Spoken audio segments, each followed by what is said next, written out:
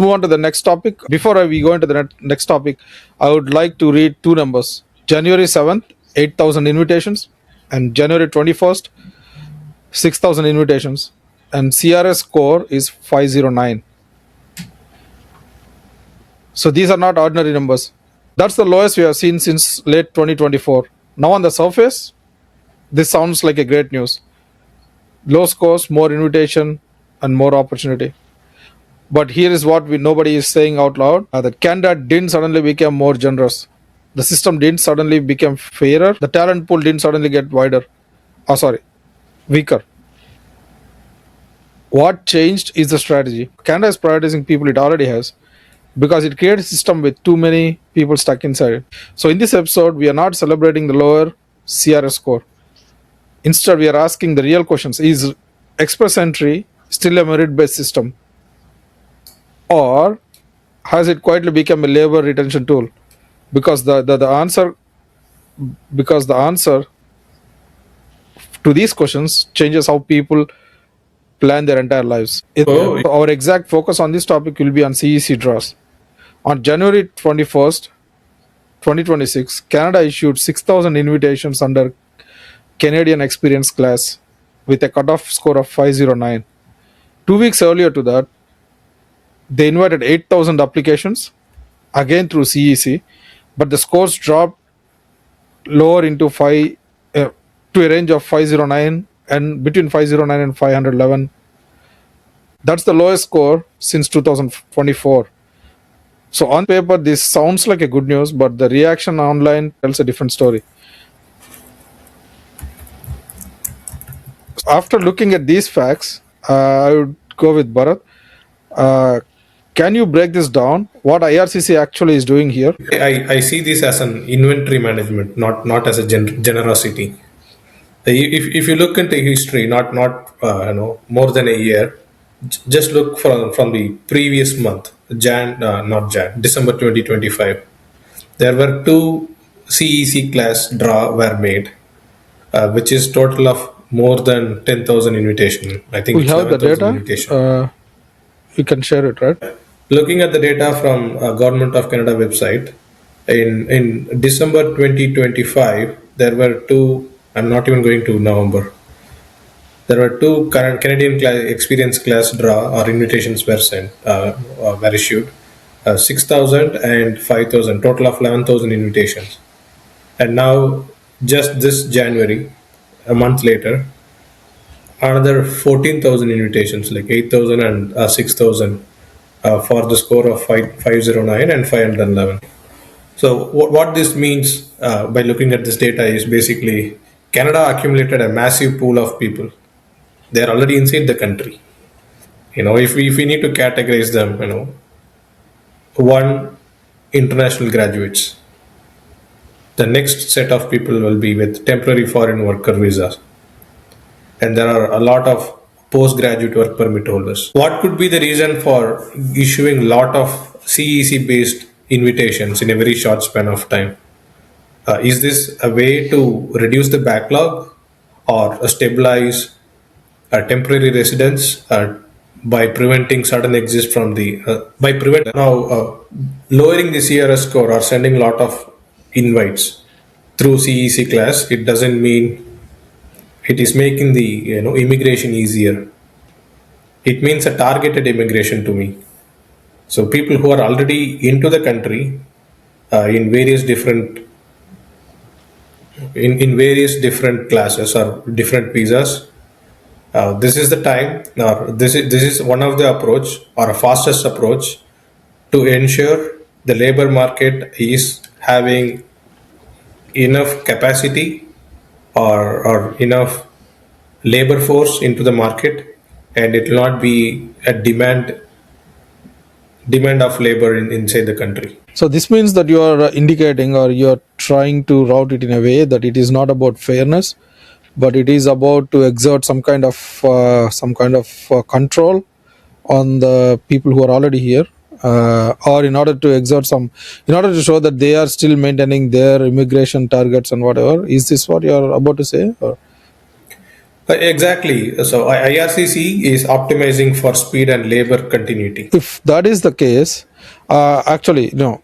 Yeah, there is certain things that I would like to share before I go on to Ajesh, right? Last couple of years, I was talking to many people, and I think during our podcast also, right, we were talking to people, multiple people. We are also doing some podcasts with some students, I would say, who just become PR or whatever from in our other podcasts, like in Hindi and whatever, right? But recently, if you look at the shopping malls or Walmarts or wherever, the number of immigrants reduced. That's what I feel, at least. But many people got their visas expired, not visa, sorry, the work permit got expired. I was standing in, like, not standing, I was talking to some people here.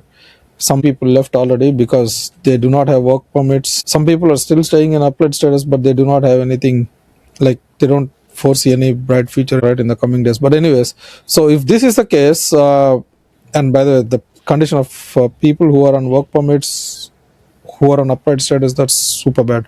I would not say bad, but all we can do is just feel pity for them, right? But anyways, Ajesh, if this is the case, what do you think is actual condition or the emotions that are happening outside in the market? Yeah, actually, the immigration is totally a chaos right now. In past 1.5 or 2 years, like yeah, I can say it's 1.5 year time. Like from the before elections, 1 year before the elections and after the elections, it's became totally chaos and uncertainty to each and every individual. The people with 520 CRS score are bit confused because they have almost having 550 like 520 and like they didn't pick it up like they didn't get like their PR got they didn't get any invitations certain time and the people with score 505 they're still hopeful but they are scared. Like I don't know whether when my score will come. So there's a lot of uncertainty in every individual who was in and they are in the pool right now. Even though they have like less score or higher scores are confused, and there's a lot of uncertainty with. So the people with a score of 520 are confused, and the people with 505 are a bit hopeful, but still they are scared because when my score will come up and a lot of people are hoping like when my turn will come like my score will come and the people it is like a lot of people like scared. It is killing their like what do you call like exact word. It's not. I can say that it's not the rejection. They're. It's killing them. It's uncertainty. Like I don't know. Like what's happening in the next month or the coming days. Because no one has correct information what is happening. Because it's maybe a political or thing. Because of the elections, certain things got changed after election. There's certain people because already people are in the country because or they already imported people and there is uncertainty with every individual. So the people like for example like all the people those who come here for study and they want to settle down and want we of course maybe I'm just talking about Asian perspective. They want to earn money and want to have a better settlement. Of course, in India and like a lot of people they want to settle down once they get a PR they want to get married. So I can say a lot of marriages are getting delayed because of CRS code because they are not getting picked up. Yeah.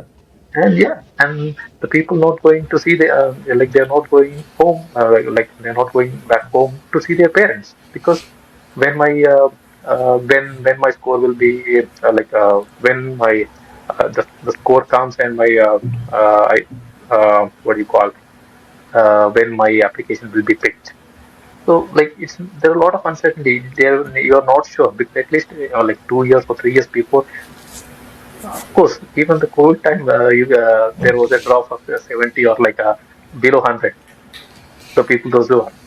But yeah, after that, like scores are drastically increased and there is a lot of uncertainty. Like they don't know when they go back home to see their parents and the marriages were getting postponed because of the PRs. And there is a lot of job changes because of the to get a PR, they were sticking to maybe a one job, even though they are not happy or like to get that PR, like because in those some category jobs, they are just sticking to that to get a PR. So a lot of people they are holding like, and now they are asking like, when I become a lucky person to get that draw or to almost lose everything. Like two questions they can think that am I lucky or losing everything on day-to-day basis. Of course, the time. For example, if people those who are about 30, yeah, and their marriage is getting delayed, and of course, the lot of things in their personal life is impacting them. So a lot of uncertainty, I can say.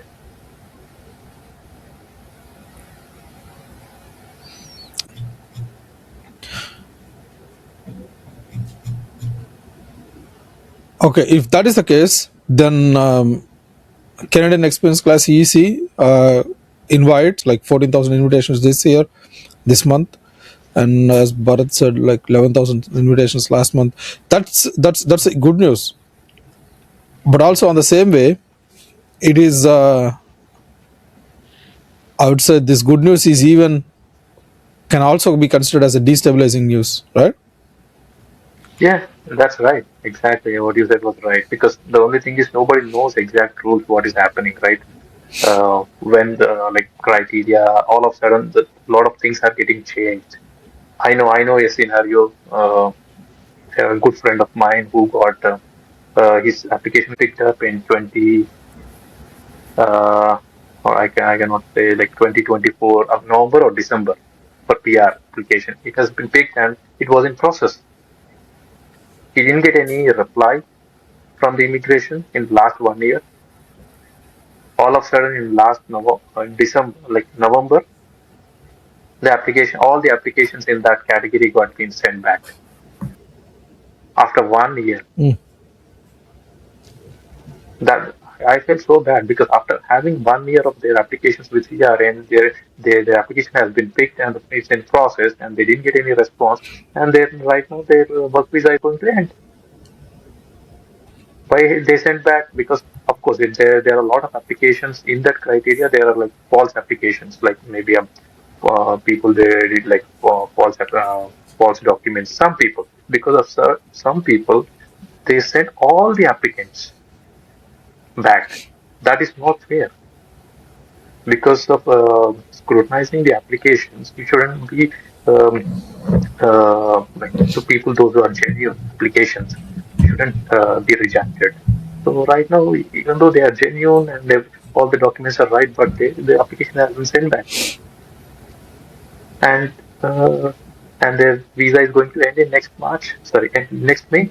They have only still like 4 months time. Don't know what to do, and their scores are 470 or something right now. So so that's why I can say that there are no certain rules here, and no information is right. Anything can be changed anytime. So there are a lot of challenges right now because of the uncertainty and of the scoring, lot of lack of information and everything. So the people like they already imported a lot of people to this country, and they are not like people think that they are favoring to certain people. Like Canada has imported a lot of people in last 3 years time, and right now there are a lot of caps and restricting the people to come into the Canadian government. But all the people already here are losing hope and uh, to get into the because struggling to get a PR, and because of this, there are a lot of risk. Uh, in every individual, and also like the people that might have like thinking of like whether should I continue in Canada or to go back. So these are impacting these conditions impact the Canadian businesses, so they might collapse. The businesses I can see, like the 3 years back, there was like huge number of people, like jobs and everything. But right now, even I heard from few friends saying that even the restaurants are they're not getting the part-time employees to run the businesses because of the scarcity. Like there's due to the immigration restricting the immigration students from the abroad foreign countries. So that made even the businesses have getting impact. And if, for example, I given a previous example, the person who had picked his application last year and again, sorry, 2024 December, and the last December they are sent back because of some issues. So how that person can feel comfort or the confidence with the Canadian immigration rules, because of course he was already in the pool and his application has been picked up, and right now the application has been sent back and he's in dilemma in 3 months what he can do. Should he take student again or he has to go back? So there are a lot of uncertainty, a lot of uncomfortable questions like is the express entry still the merit system or like the labor stabilization mechanism? Let's stop pretending this is totally accidental. From my own experience, Canadian experience is really valuable. And Canadian experience class draw are going to be really helpful for many more labor market or people in the labor market to become a permanent resident and have a healthy and prosperous life long term here in But this country. if you no, but let us summarize the drivers here. Like, what are the reasons for this situation now? And if you look at the same way, like how we do in our episodes, like in our in our analysis, usually we'll take it into three phases, like short term, medium term, and long term causes. Or let's say, if we do the root cause for this situation in three different phases, like short term, medium term, and long term, what do you think are the short term causes and medium term causes? Bharat, I will go with long term for Ajesh, but what do you think is short term and medium cause? Short term costs we can think this way, like the from the postgraduate work permit standpoint, the expiration may come, all right, and all those PGWP expiration will be one of the short term causes. And the people who are temporarily resident here in Canada may face lot of pressure with this uncertainty. This could also lead with a labor shortage in a specific sector. We know at this point we cannot. At this point, we may not be in a position to emphasize which specific sector may encounter a labor shortage, but this is highly likely, one of the short-term costs. In the medium-term causes, if I need to mention at least three in this area, one is certainly backlog management. There will be a lot of political sensitivity around the removal. People have traveled or immigrated into the country with lot of dreams. Certainly not short term, on a long term. When the policies are not, you know, they immigrated with lot of hopes with the existing policies when they traveled.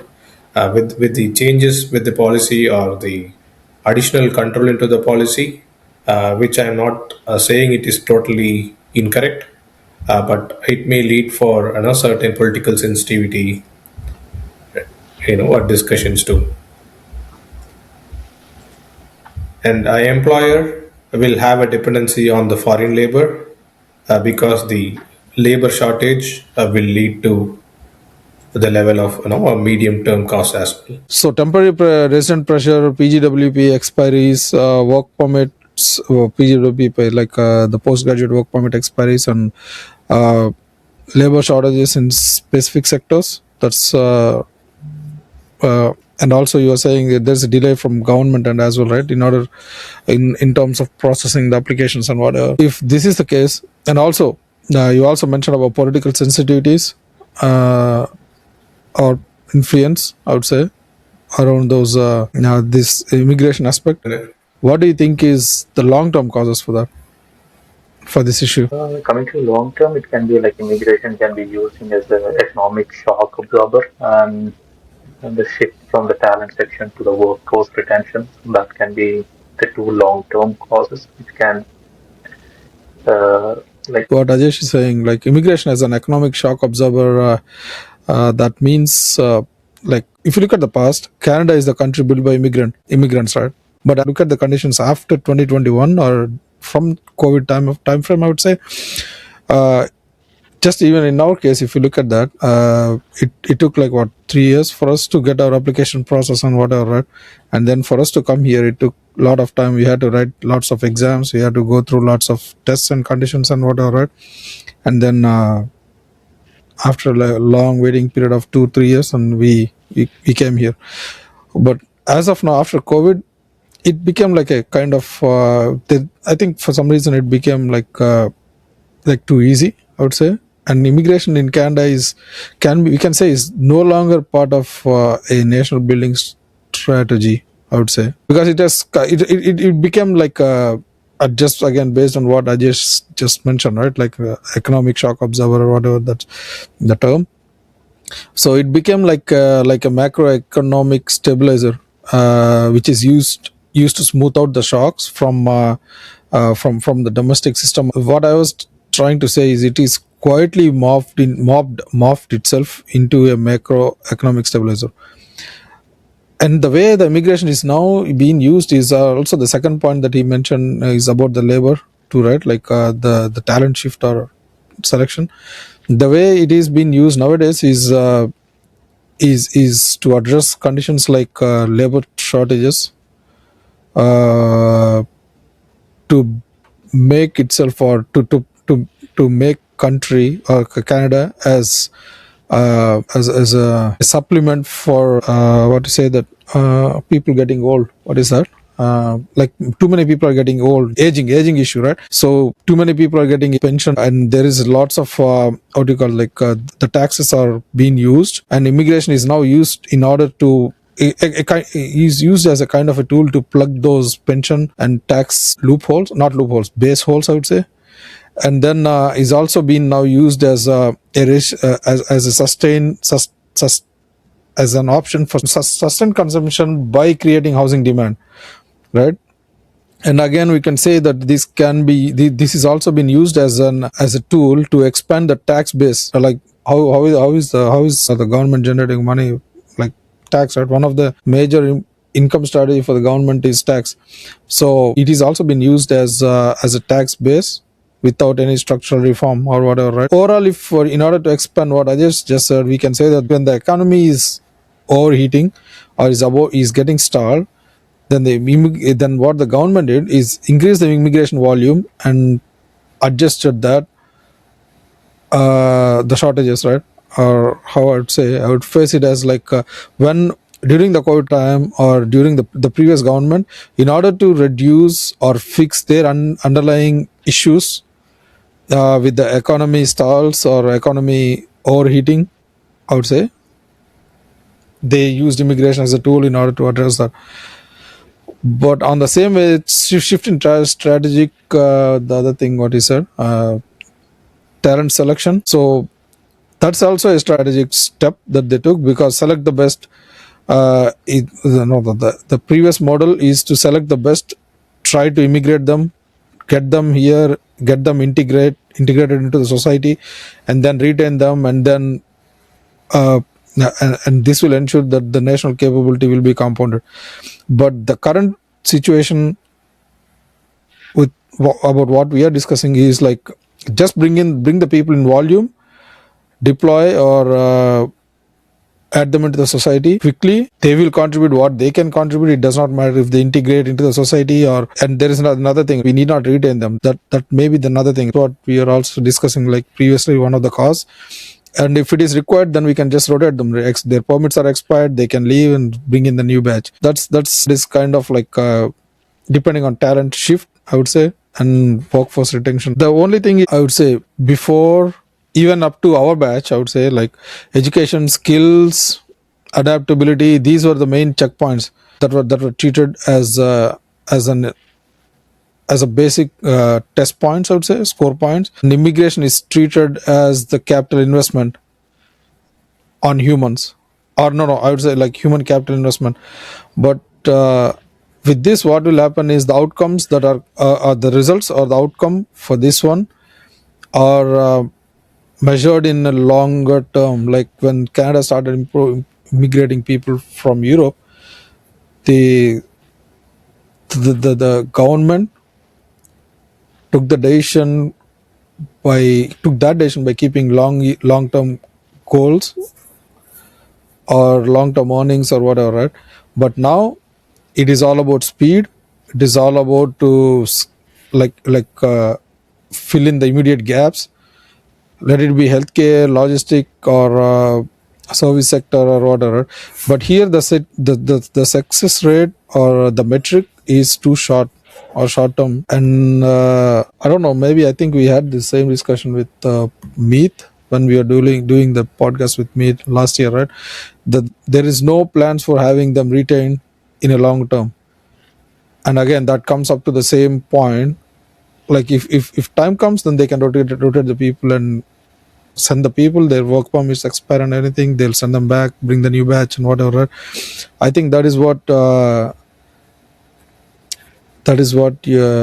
what you call uh, talent shift. That's what the term that you use there.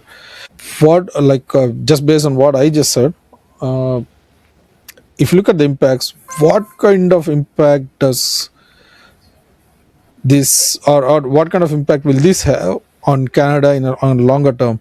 And I would say, like, just if you look at those points, right, like whatever the points, the temporary resident pressure, or excuse me, temporary resident pressure in short term, or labor shortages in specific sectors, or keeping aside the government backlog or government management issues or whatever, uh, lots of companies are now depending upon foreign labor.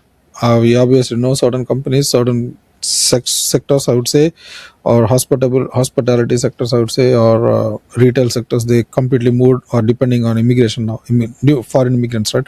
Anyways, so based on that short term, medium term, and long term causes, what kind of impacts will Canada have to deal with? We'll go to Bharat on that. Looking on a long term, what could be possibly the impact? Will there be an impact? Yes, certainly there will be an impact. In what ways?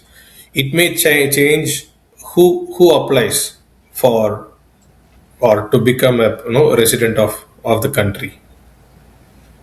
Keeping the the criteria or the evaluation criteria on a high score may keep the talents, overseas talent, hesitate to apply.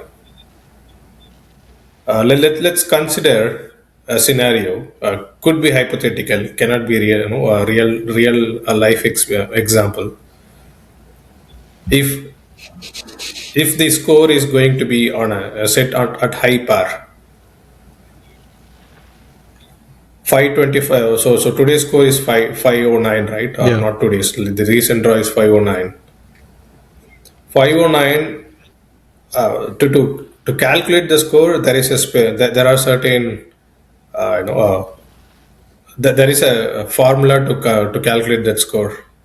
Age is one among the key criteria. So age, the score which is as part of the exam they write, in terms of reading, writing, speaking, and listening skills, and especially with CEC, the experience what they have within the country.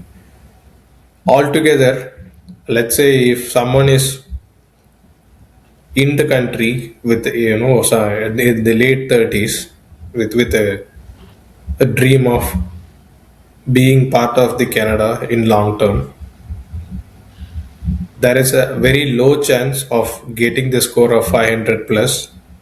With the just that age criteria is going to have a great impact to get that score. So I'm seeing this in a different perspective. One, there is a high chance for low young age talents being becoming a resident of a permanent resident of Canada, or applying for a permanent residency of Canada. At the same time, though, the aged candidates who are already in the pipeline or in the queue to be, or who is anticipating to get more invitations, they may end up as a dream, which is something I don't want to being allowed here, but that may sound really uncomfortable. But looking at the progress, or the way how the invitations are being sent and the score is set, that seems to be an uncomfortable truth. Yeah, I think those are true. I can add on like two more impacts because usually it burns out like the people already here for a long time, and they are living for long enough, you know, living here. Like for example, like people who are living here with for years with PGW extensions, bridging work permits, you can say like temporary renewals or like So these people who are living for long, they cannot plan like families, like expansion of families, can't commit for to buying a house in this country, like a lack of settlements, not guaranteed of immigration, and can't change jobs freely.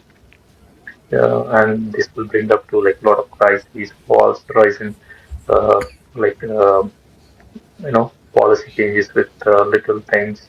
So there are a lot of things which they cannot commit and they cannot take decide for these two things. Uh, Also, a big impacts. So that cannot that will be impacting every individual. There are certain points that we also need to look at. If you look at uh, high scoring overseas talent, right? That's the thing we need to consider. High scoring people. If the people are already high scoring, then you have to look at the value proposition as well, right? Obviously, if it is Canadian experience class, and already people here are in Canada, and if the invites are for Canadian experience class, then uh, obviously the top tier or high scoring talent or the people with high scoring global talent, I would say, they will simply run a return on investment calculation, ROI. So here what is all involved is the risk. The first thing is we had to spend so much money, we had to spend so much time and whatever. The risk and the friction that's with this one, and all the other upside alternatives that they have.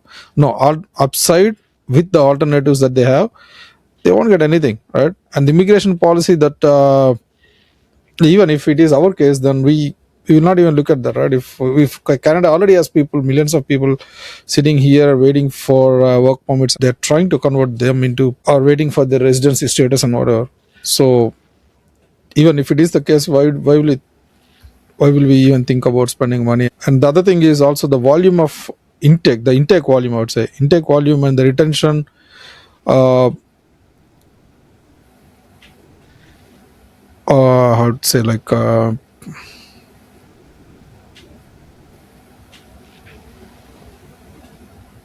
retention of labor, I would say. Yeah, I don't want to use labor, but yeah, retention of manpower, I'd say. If you look at the overall volume of intake of people or immigrants and the retention rate, it indicates that they are being recruited as a capacity. That's what I was about to say. I was explaining in the previous law causes issue, the thing to write when I was explaining about Ajay's point. They will be recruited as or taken in as a capacity, not as a capital. So this is where the system is trying to prioritize filling of roles rather than thinking about accelerating the careers, right? So in this case, if this is so, based on this situation, high performers or the high talent or the top tier talent, they have options, obviously. And they will obviously look for the outside other talent, right? If you look at this, European Union has already a new we brought this up in the previous. Europe is already giving or opening up new applications or visa plan, I would say, for immigrants, right? The second thing would be credential risk, right, which becomes very much visible, I would say, because all the candidates or top the people with high scoring, like high talent, or let's say elite candidates, would say, if you use the word, they care less about getting into here, right? But they care more about what happens to them after they come, right? Most of the people, if you see, when I came to Canada, I was in Mississauga, right? Like I saw many people who were who did their. So it does not mean it does not matter which countries they come from. Most of the Pakistani doctors, they're driving Ubers. Most of the Bangladesh or even Indian doctors or dentists or whoever, they're driving Uber, right, and taxis. So most of these, so with respect to that, most of the elite candidates, that's the term that we are using, the elite candidates will think more about what happens to them after they come here, rather than, I would say, rather than, they won't even think about, they actually, I would say, they care less about how to get in, or they care less about getting in, actually, right? that means there is some kind of hesitation already, right? Because there are the factors. If you look at that, there are long licensing timelines. For example, if a doctor comes in here, even for engineers it takes lot of time for getting their licenses, right? Let it be nurses, let's go to nurses, engineering, trades, and whatever. It takes a lot of time. The people who are already working as and I think some person who is already a doctor in Delhi and now doing what, a call center job in Petrocanda or whatever. But anyways, yeah. So the long there is a long license. The timeline for the licensing is too long, and it is more common that underemployment has become like actually it became a normal thing, right? Underemployment, like people who work as if you look at most of the factory workers or warehouse workers, they might be doing very well back home, right? So, and the biggest thing we hear we hear a lot is survival job. That is the most common thing here in the economy, right? And then like portability, if you look at for example, even in our case, we hold a license, but we cannot use our license in certain provinces, right? Just I'm just bringing this up because if you had to do our business in a province like Quebec, we cannot. In BC maybe we can, but in Alberta we cannot, right? So it is the common thing, like we, professional portability, I would say, is across provinces is too weak. So why will the high scoring talent think about even applying for visa here?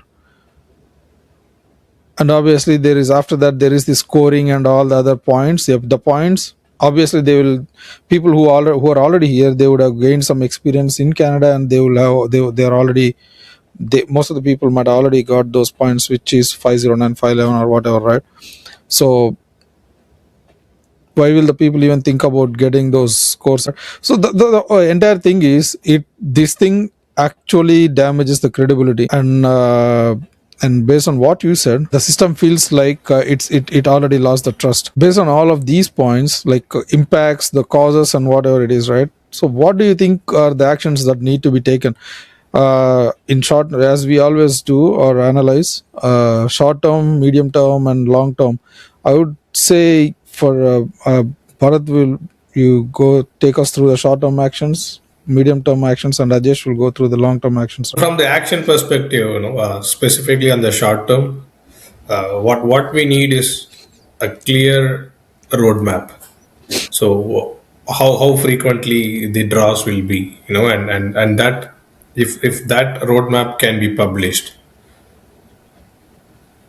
it gives a clarity for people who are in the pipeline, at least to anticipate, okay, these are all the dates we should look for, a draw to happen for CEC class. So the next important thing I'll think about is the communication. So communication is the key. Communicate CEC prioritization openly. These two actions will, something that can be done on a short term. When thinking on the medium term, short term to the medium term, separate the temporary to PR streams clearly. Basically, if there is a decision that is made to send a CEC invite for X number of people, or people who are already inside the country, that may not require to be revisited in mid of the year, because the goal is already decided, and the manpower to process that application may be one among the criteria to decide the number of invites to be sent. And likewise, there could be some other reason, which I do not want to call out in this recording. But end of the day, once a number is arrived, being a benchmark to issue invite of a specific count at beginning of the year, if that count can be set as static number throughout the end of the year, and any increase in the number, decrease in the number, that has to happen, that can happen at end of the year. So that way there won't be an increase in the number of invitations as the month progresses towards the rear side of a year. And likewise, it gives a clear clarity for the people in the pipeline as well. Okay, if this is the score or the range of score, this is what my score is with the count of invitation to expect. I'm not going. No, I cannot anticipate to see invitation at least in this year, right? So there won't be any daydreaming. What do you think, Ajish? I think so. You have given us the actions what need to be taken. So and also I can add it right. So the people those who are part of like express and entry has to decide like what is the talents they have to be in. These things has to be taken in consideration like talent selection, retention, and population control. There are a couple of points that Bharat did mention with regards to the action. The first thing is separate the temporary streams from PR streams, and also stop moving the goalpost mid-year, I believe. I think these two are kind of strong points or major actions that I believe would have a greater impact on the immigration. Because right now Canada is kind of a mixer, right? Mixer in the sense, I would say there is no particular category. There is no particular category of immigrants that are coming in. Recent times when I was talking to people, or at least for whatever, right, for gathering more information, whatever, every time we talk to people say, "Oh, I came as a temporary foreign worker." Like if you go to shopping centers and whatever, we say the people are foreign workers or temporary foreign workers and whatever. And then there are so many people with open work permit holders, and there are so many people who are who are on upright status, right? So these all categories need to be separated, right? So I would say like Canada, like the condition of immigrants now, or Canada itself, or immigrant system is like a blender, right? Mixer of all fruits or whatever, right? So the different types of people we see now are temporary TFW students, lots of students, right? And then open work permit holders, PGWP, like these people, and then express entry candidates. Like all this is saying that you came here, you moved here, right? You already came here, you are here. So now all you have to do is keep working hard. No, all you have to do is work hard, try to stay healthy so you can work hard, and then try to stay long enough so you can apply for PR, right? This is not about, I don't want to say this is not about, but I would say this is about the credibility and the social maintenance, which signals we need proper hygiene, immigration hygiene, right? Like in sense of policies. And also this ambiguity creates three kinds of problems, right? And those problems would be like, as I said, credibility, like false options, and then backdoor pressure on programs like PRs and whatever, permanent residency, whatever, right? And then selection pools, they will be filled up so in such a condition that we need adverse selections, from overseas. There will be adverse selections, I would say, like lots of selection from overseas talent. And when you said we have to separate them, the separation should be very clear, right? And that should mean that each category will have their own separate lane. So the temporary labor, they should be time limited, they should be time bound, they should have a specific role. And PR tracks or PR permanent residency streams, they should be based on talent like talent pool or talent selection. They should be capped to a maximum of 20,000, 40,000, 50,000, whatever that, like the way that we got selected actually, right? And then it should have a proper plan, or this should be result oriented, or should be an outcome driven, I would say, right? And this should also give people a clear message with a clear metrics, like temporary people coming on temporary streams should be measured on compliance and fill rates only. PR streams or people who are applying for permanent residency should be measured on earnings, growth, economy, the retention, the kind of whatever we say, the innovation, whatever improvements in the country, right? There should not be any, and there should not be any mixture of these. Temporary PR streams should not be treated as PR application pool, right? And the same like permanent stream, but they should also be given a bridge or a way to apply for PR in a future, rather than just removing that, and stop moving mid goals. Like we saw that lots of times in the past 2 years, past 2 or 3 years, right? And this should be about the rule of economics, right? It's so the government should stop changing the goalpost mid-year because of planning issues, exploding costs, and also the system should not look like a lottery system, rather than should look like a filter for selecting talent pool. I just did bring up a long-term action, which is to decide what the express entry actually is based on 3 conditions like talent selection, labor retention, and the population control. Where if you look at option number 1, talent selection here means actually in terms of immigration, human is the capital. So express entry is actually supposed to be a human capital filter, which should be optimized for long-term productivity, innovation, and economic mobility, I would say. And in order to achieve this, in order to get the filter out the talent, in order to get the top tier talent, the intake should be smaller, and the quality of the talent that is coming in should be higher. The talent selection will also have the design implications, right? That is the design implication should be like the talent should be stable, predictable, and the most of the heavy lifting must be on transferring the global skills, right? And the licensing that is required in order for Canada to transfer the talent should be quicker, and it should be measured within a short term of 5 to 10 years, I would say. And the people who in order for us to select the talent properly, the people who apply must be high scoring professionals, and also, as Bharat mentioned, there should be high talented people, right? And people who are choosing to move to Canada more than who are willing to transfer or immigrate to US or other countries like European Union or maybe as let's say New Zealand or Australia, right?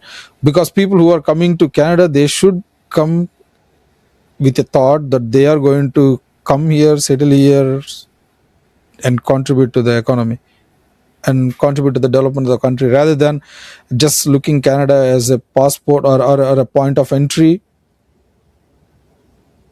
or as a passport for entering US or Australia or any other country, right? And so the trade-off should be simple. This should not be a solution for covering the short-term labor gaps, right?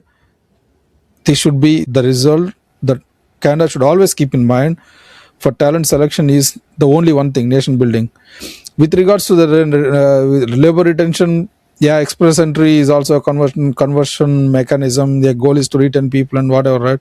But volume is not bigger than selectivity or talent pool. We can bring in people, we can add people, so many people into the system, but they cannot. That won't add up into the talent pool, right? So people who apply for temporary residence can be optimized for PR certainty, but they should be short. But always the trade-off Canada should keep in mind is these are short-term workforce that come for a long-term productivity stagnation, right? And then also this should be solely for labor management, right? And also the major thing that we have to control, think about is the population control that I just did mention. That means the more people we bring in, We already see the impacts of that right now, but yeah, anyways, the population should be controlled. We should take talented people rather than just dumping everybody into the society. We have to look for the people who can contribute to the society, who add more to the GDP, who add more to the development of the country and the economy, right? So yeah, what I just said, that for sure is a long-term action that the government should take. But the thing is the transparency, that people don't know what's happening and what kind of program they need to go now, right? So transparency brings more generosity. Government should be more transparent to the people. So as you were explaining all this time, right, I was jogging through the memory of how was my journey since I landed in Canada, and so far, based on whatever the journey I had, it always went through a certain process which was already laid out by by the policies. Now, where the policy went wrong is something where I would think that the government officials should look into, so that it will certainly have a control towards people who are into the all people who have talent are always welcome to come into the country, but to become a permanent resident or to give an invitation to become a resident, now the criteria it seems it's more towards proof of experience. So as long as that person who have a good experience in Canada, seems to be the current evaluation or or criteria to get the invitation.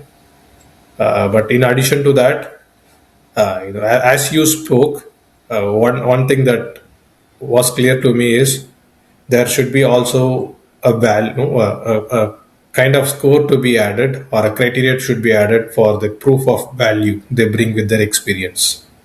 So that way, the Canada if Canada values the contribution, the CEC should reward impact, not just the eligibility. Before we close this topic, I want to leave our viewers with this. A score of 509 didn't become excellent suddenly, because the candidates did not change, rather the system changed. So the real question isn't about the scores, like this, did the scores drop? If you are a 22-year-old student choosing a country today, do you trust Canada's rules enough to bet your life on them? The answer will define Canada's future talent more than any draw size ever will.